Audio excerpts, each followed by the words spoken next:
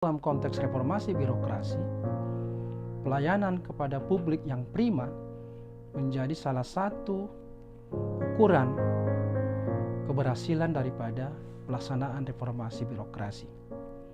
Oleh karena itu, penting untuk kita bahas mengenai bagaimana kontribusi pelayanan publik itu meningkatkan nilai indeks reformasi birokrasi.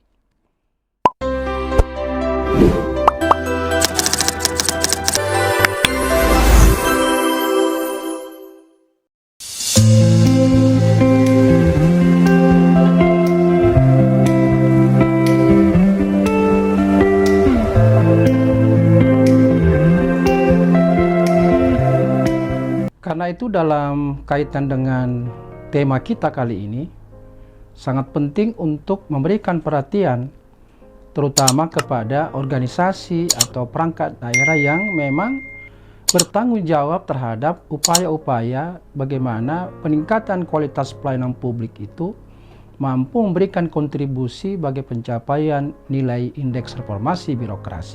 Nah, organisasi yang bertindak sebagai penanggung jawab pada aspek peningkatan kualitas pelayanan publik ini secara khusus yang bisa dapat kita terhadap pelaksanaan dan pencapaian target yang sudah ditentukan di dalam khususnya roadmap reformasi birokrasi yang telah disusun oleh pemerintah. Nah, organisasi yang dimaksud itu adalah upaya-upaya yang harus ditempuh oleh organisasi yang bertanggung jawab terhadap peningkatan kualitas pelayanan publik adalah bagaimana adanya standar pelayanan publik. Ini dia pengelolaan pengaduan terkait dengan layanan yang diberikan pemerintah kepada masyarakat. Adanya survei indeks kepuasan masyarakat, serta adanya upaya pemanfaatan teknologi informasi dalam kerangka memberikan pelayanan kepada publik yang sekarang ini disebut dengan pelayanan dalam satu genggaman. Adapun organisasi yang dimaksud bertanggung jawab dalam hal ini adalah Dinas Penanaman Modal dan Pelayanan Satu Atap, termasuk Bapeda dan Biro Organisasi atau bagian organisasi. Nah, adapun kegiatan dan rencana aksi yang dilaksanakan oleh organisasi yang dimaksud tadi antara lain, pertama, terdapat kebijakan standar pelayanan pada unit-unit pelayanan yang ada.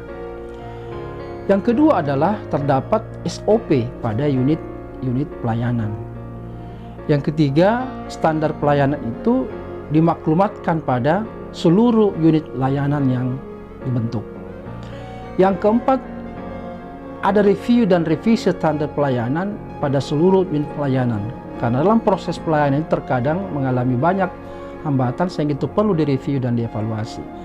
Yang kelima adalah perlu ada bimbingan teknis yang terkait dengan service excellence yang diikuti oleh para petugas pelayanan atau front office dalam hal ini. Yang keenam adalah perlu ada sosialisasi budaya pelayanan prima kepada masyarakat, termasuk pada para pelaku yang memberikan pelayanan kepada masyarakat. Yang ketujuh, ada optimalisasi informasi pelayanan melalui berbagai media, baik itu informasi di tempat layanan maupun melalui website yang ada, atau mungkin dalam bentuk call center. Ya. Ada juga informasi desk, atau pamflet, atau spanduk, atau media sosial, dan berbagai media-media lain yang kita bisa gunakan. Yang kedelapan adalah membangun sistem pemberian reward and punishment ya, pada pegawai di setiap unit-unit pelayanan dalam rangka apa? Untuk mendorong motivasi pegawai di dalam bekerja dan memberikan pelayanan yang lebih baik tentu kepada masyarakat. Yang kesembilan adalah tentu saat ini terdapat berupa pengantaran dokumen perizinan secara langsung oleh pihak misalnya DPMTSP tanpa dipungut bayaran. Nah, rencana aksi yang akan dilaksanakan adalah membangun seluruh perizinan secara online itu sehingga dapat mengeliminir potensi kesalahan di dalam prosedur pelayanan. Yang ke-10 adalah optimalisasi sarana layanan terpadu dan terintegrasi pada unit-unit pelayanan yang telah dibentuk. Yang ke-11 adalah upaya optimalisasi inovasi pelayanan Misalnya saja pemanfaatan media untuk antrian dan jadwal operasi online yang terkoneksi ya, misalnya BPJS Kesehatan atau Mobile JKN ya. Yang ke-12 adalah pengembangan sistem pengaduan online maupun secara manual pada setiap unit-unit pelayanan yang ada. Yang ke-13 adalah optimalisasi unit pengaduan atau konsultasi pelayanan yang telah ada pada setiap unit-unit pelayanan yang terbentuk. Yang ke-14 adalah menindaklanjuti pengaduan yang masuk pada unit pengaduan yang telah ada pada setiap unit-unit pelayanan yang ada. Yang ke-15 adalah mengidentifikasi dan mengevaluasi setiap aduan yang masuk agar diperoleh cara yang lebih efektif di dalam penanganan pengaduan pada setiap unit-unit pelayanan yang ada. Yang ke-16 adalah optimalisasi pelaksanaan survei kepuasan masyarakat atau disebut dengan survei IKM yang dilakukan secara online maupun secara manual pada unit-unit pelayanan yang telah dibentuk. Yang ke-17 adalah survei kepuasan masyarakat itu dapat diakses dalam bentuk pemberian informasi secara terbuka kepada masyarakat. Yang ke-18 adalah harus secara aktif merespon hasil survei terkait kepuasan masyarakat ketika menerima layanan dari unit-unit pelayanan dengan cara menindaklanjuti hasil survei dalam rangka pemberian pelayanan tentunya yang lebih baik atau lebih prima melalui optimalisasi informasi pelayanan yang berbasis teknologi informasi yang dapat dan mudah diakses oleh masyarakat pada setiap unit-unit pelayanan. Unit-unit pelayanan yang dimaksud untuk memberikan kualitas pelayanan yang berbasis pada IT antara lain misalnya adanya sistem informasi manajemen administrasi pelayanan yang kita singkat kadang-kadang dengan SIMAP ya. Ada OSS, ada layanan terpadu terintegrasi, ada juga Halo Dokter, ada aplikasi informasi kendaraan bermotor atau SIPADA, sarana layanan sistem rujukan terintegrasi atau SISRUTE, kemudian SIMEDIS, Trendy, SIMRS dan sebagainya.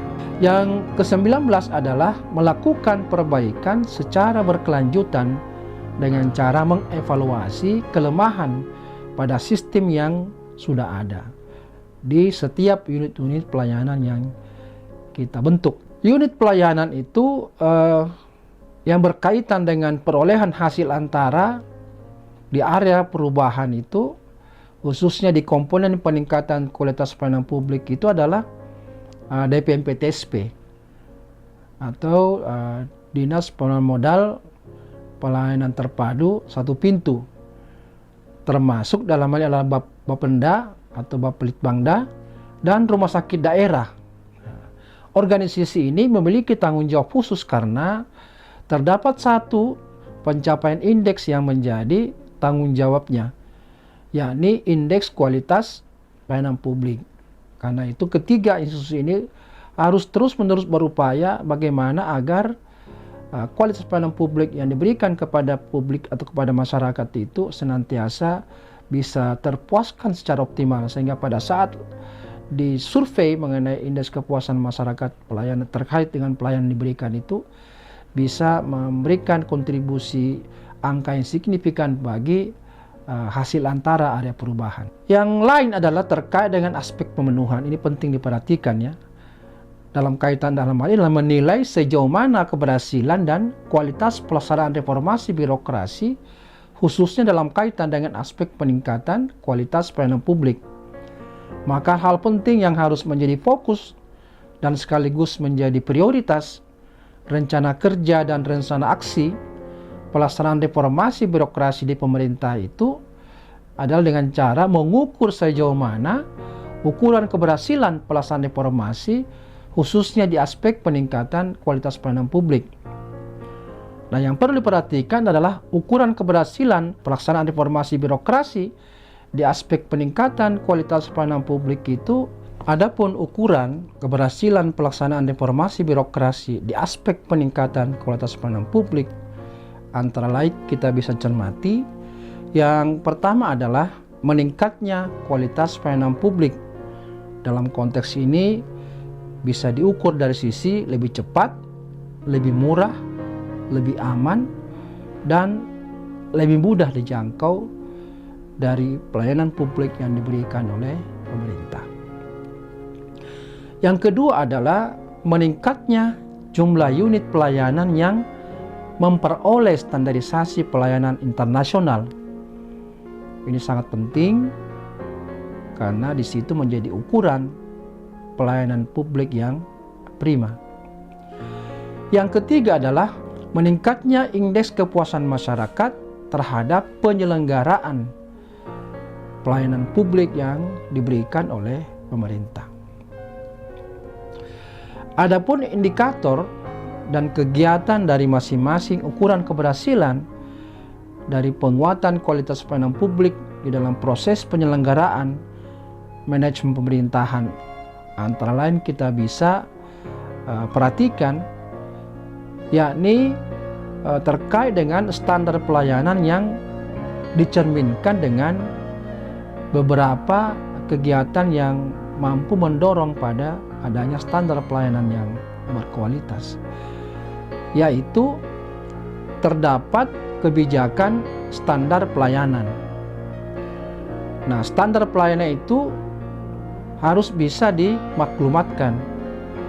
Kemudian standar tersebut harus bisa senantiasa dilakukan review dan perbaikan atas standar pelayanan yang telah diberikan.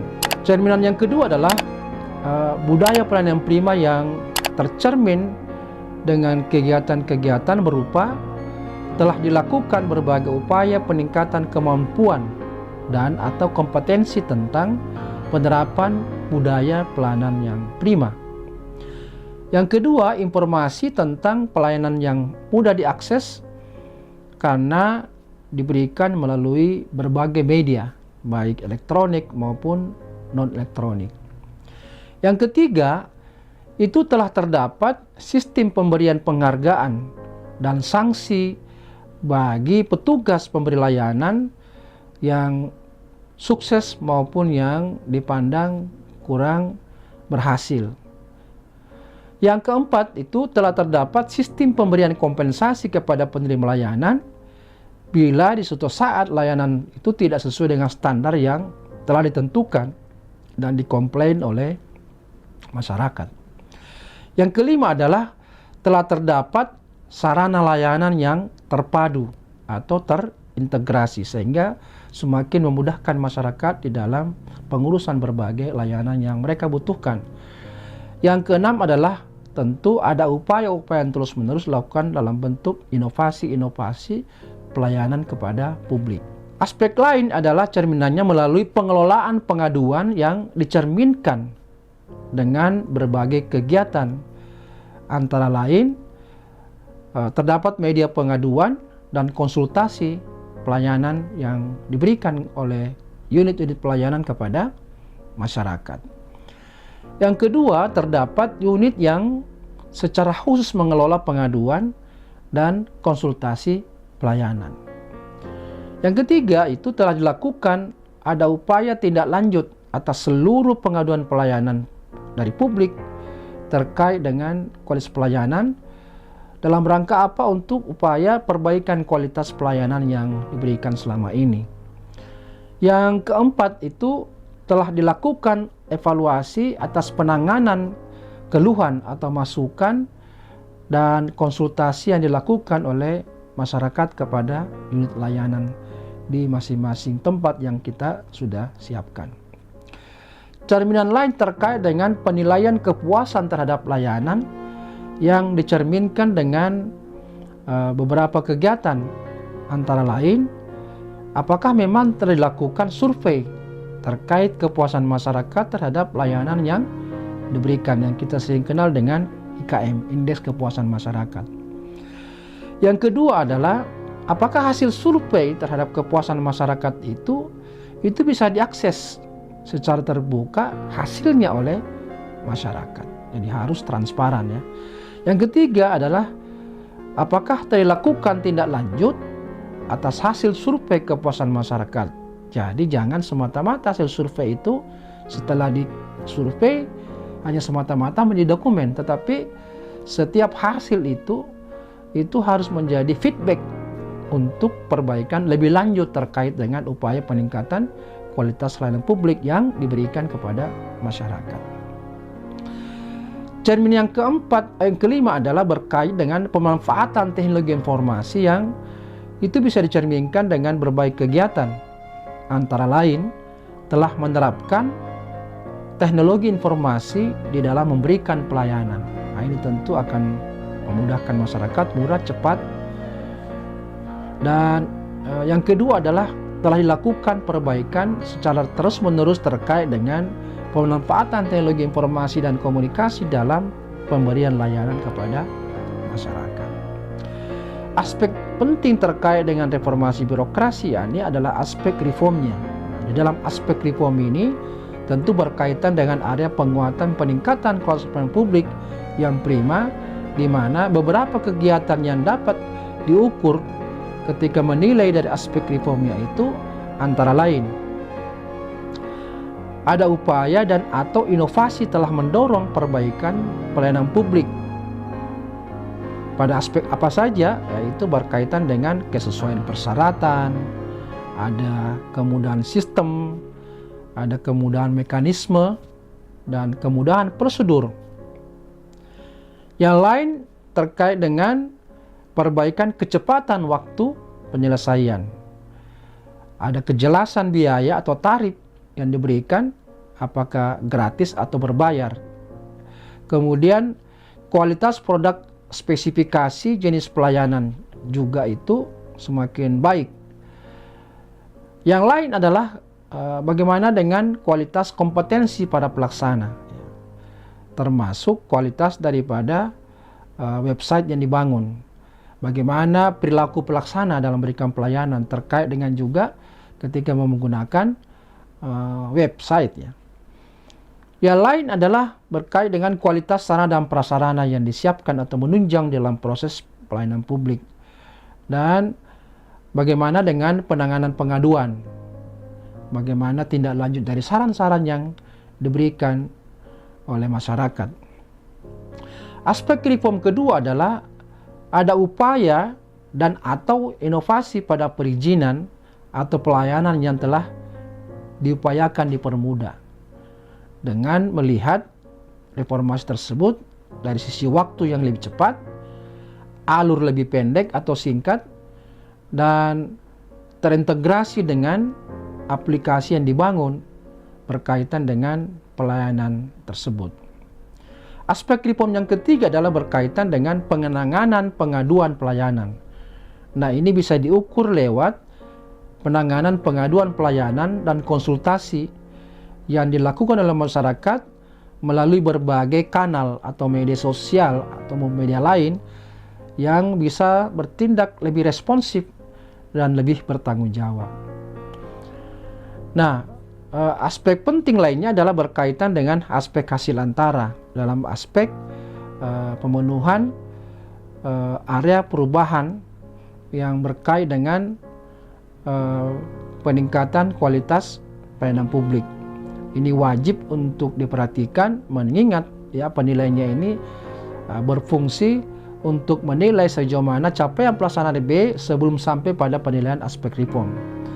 Nah, di dalam aspek peningkatan kualitas pelayanan publik ini yang prima, itu memiliki indikator keberhasilan sebanyak satu jenis, sehingga kontribusi hasil antara dari peningkatan kualitas pelayanan publik ini yang prima itu harus diupayakan dipenuhi agar mampu menjadi penambah nilai dari pelaksanaan RB di pemerintahan kita. Nah, adapun satu jenis hasil antara tersebut apa yang disebut dengan atau yang tertuang di dalam Undang-Undang 25 tahun 2009 tentang pelayanan publik, juga tertuang di dalam Permenpan RB nomor 14 tahun 2017 tentang pedoman penyusunan survei kepuasan masyarakat unit penyelenggara pelayanan publik, dan juga di dalam Permenpan RB nomor 25 tahun 2019 tentang Roadmap RB. Nah, inilah yang saya kira penting untuk diperhatikan berkaitan dengan indeks kualitas pelayanan publik. Ini yang harus betul-betul diperhatikan sehingga kontribusi dari hasil antara ini bisa meningkatkan nilai RB kita. Inilah yang ingin saya sampaikan dalam kesempatan ini. Mudah-mudahan bisa membuka wawasan kita bersama bagaimana cara agar kualitas pelayanan publik itu bisa memberikan kontribusi bagi peningkatan indeks atau nilai daripada indeks reformasi birokrasi. Salam reformasi birokrasi.